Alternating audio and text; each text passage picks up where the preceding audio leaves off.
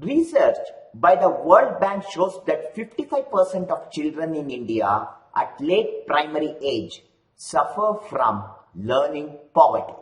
The research study shows that 73% of grade 3 rural students cannot read a grade 2 text and 80% of them cannot do single subtraction. Solving this learning poverty requires amazing teaching. However, teaching is a highly complex and demanding task. Research shows that teachers make on an average 1,500 decisions every single day, ranging from what to teach, how to teach, what material to use, how to manage the classroom, and how to identify the learning gaps. That's 1,500 decisions every single day, and they have to make it without any adequate support system. We believe that simplifying this process for the teacher is the most powerful way to address learning poverty. And the approach to do that, we believe, is what? Structured pedagogy. Structured pedagogy is an approach backed by World Bank, which has proven results across the world. In this approach, we develop an integrated package of multiple elements, including teaching tools, techniques, teacher training, that are all evidence-based, and its aim is to improve classroom teaching and work together as a holistic system. However, there's a dearth of classroom-ready tools for the Indian context, and that's why we went ahead and created an FLN public goods setup, where FLN stands for Foundational Literacy and Numeracy.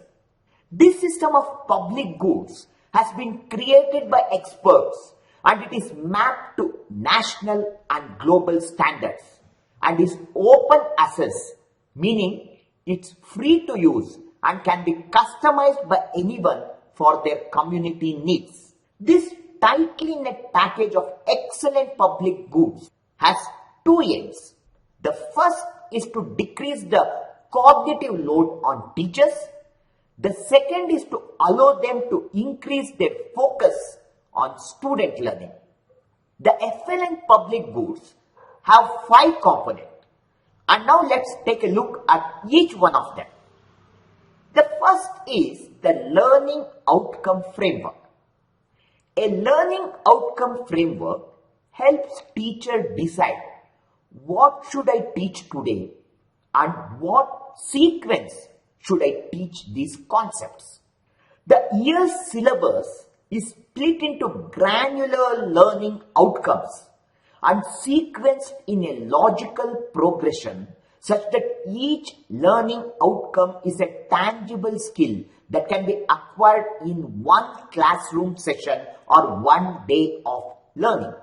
For example, to teach the concept of number 1 to 5, it's broken into these learning outcomes, starting with 1 to 5 mapping, grouping of objects, understanding 1 to 5 with concrete objects, understanding 1 to 5 with pictures, and then the numeral symbols of 1 to 5 and writing them. Such a learning outcome framework gives teacher a clear roadmap of the learner's whole journey throughout the year.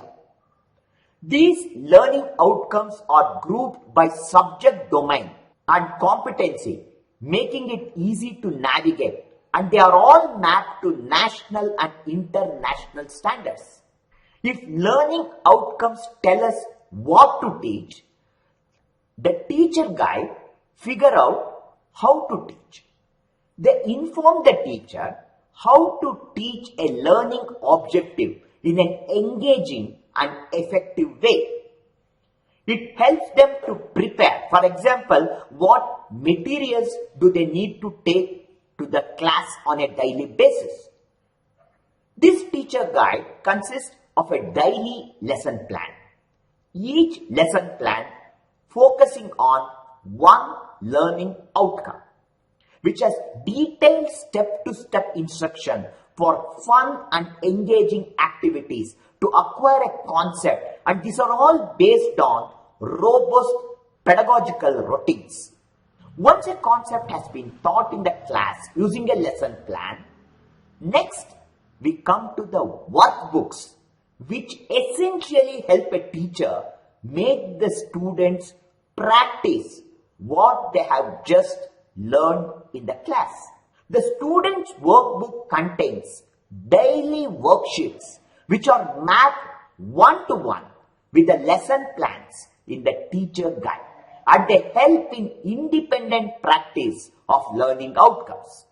The fourth component is assessments and an assessment bank. This helps the teacher figure out whether their student have learned or has he not learned, and how to identify their exact misconceptions in learning.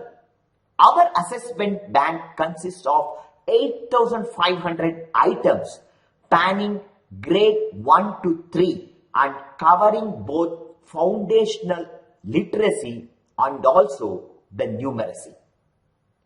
Using this, teachers can identify the specific learning gaps that their students have and help them overcome it.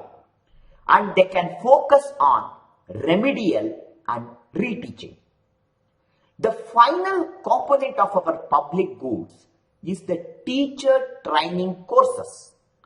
As a teacher, it can be tough to find out how to upskill yourself, get new ideas and inspiration for how to make your class fun, engaging and effective.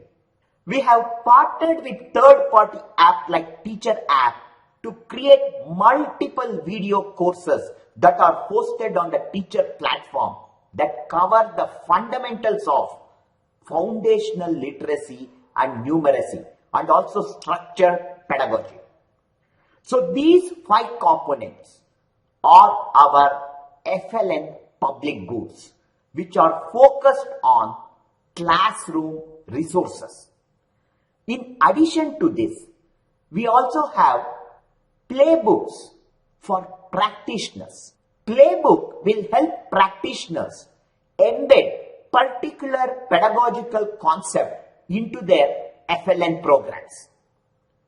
Our first one is an assessment-informed instruction playbook, using which you can easily figure out how to embed AI, that is artificial intelligence, into your FLN program. The second is research on the ecosystem. The first of these research reports we have come up with the Build Back Better report, which focuses on reopening of schools after COVID. We are trying to take these FLN public goods and adapt them and customize them to states across India. We have already taken them to a bunch of states in collaboration with multiple partners. If you are running an FLN program or designing an FLN program for a particular community and you want it to be world-class effective and easy to use for teachers and students, feel free to reach out to us and we would be very happy to brainstorm this topic. Thank you.